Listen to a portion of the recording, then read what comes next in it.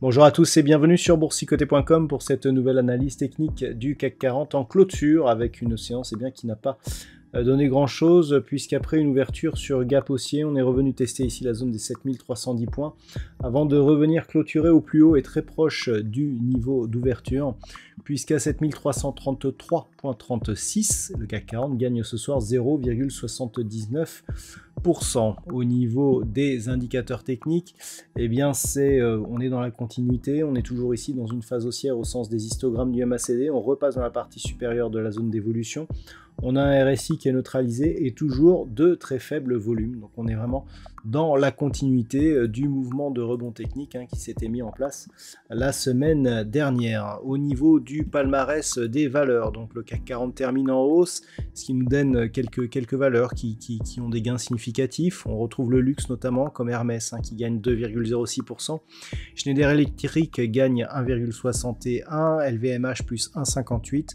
derrière Michelin ou Stellantis sont sur des hausses proches de 1,5%.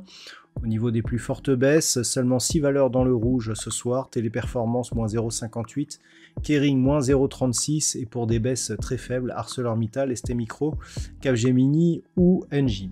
Donc on le voit, un marché plutôt orienté à la hausse, bien réparti donc en tout cas sur des valeurs qui sont dans le vert, mais des volumes qui nous indiquent que ce mouvement ici de rebond reste relativement peu dynamique. On peut le voir d'ailleurs sur ce graphe avec ici de nombreux gaps baissiers qui n'ont pas tous été comblés d'ailleurs, et du coup on revient avec une hausse qui est beaucoup plus faible.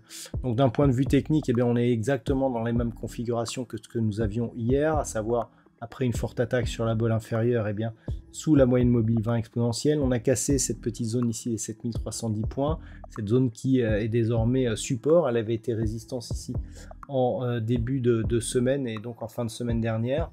Et donc globalement, ce qu'il va falloir observer, c'est si ce mouvement arrive à remonter ici au-delà des 7365, pour tester ici cette moyenne mobile 20 exponentielle, mais surtout au-delà de cette résistance oblique qui a provoquer des rejets lors des derniers tests.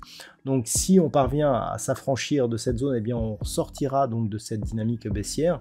Tant que l'on reste en dessous, avec diverses nuances, on restera donc dans une tendance qui sera négative. Donc pour demain, ce qu'il faudra surveiller, 7365 points, éventuellement donc un test de cette résistance et de la moyenne mobile 20 exponentielle, et puis dans les prochains jours, ici cette zone de résistance oblique, voire une rupture éventuelle de la zone des 7470 points qui serait un niveau assez intéressant si celui-ci était repris à la hausse, puisque ce niveau était précédemment le support majeur que nous avions ici lors de cette phase d'évolution en range avant la cassure justement, et donc le début de la reprise de la dynamique baissière.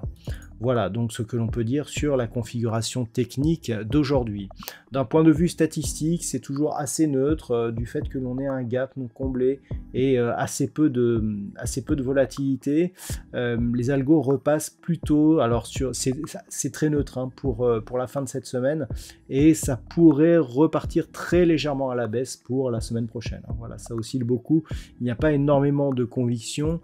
On a très peu d'occurrences qui plus est, donc quelque part difficile de donner des statistiques fiables dans ces conditions. Voilà donc ce que l'on peut dire pour aujourd'hui. Je vous souhaite de passer une bonne soirée. On se retrouve très bientôt pour d'autres analyses techniques, toujours sur le site boursicoté.com.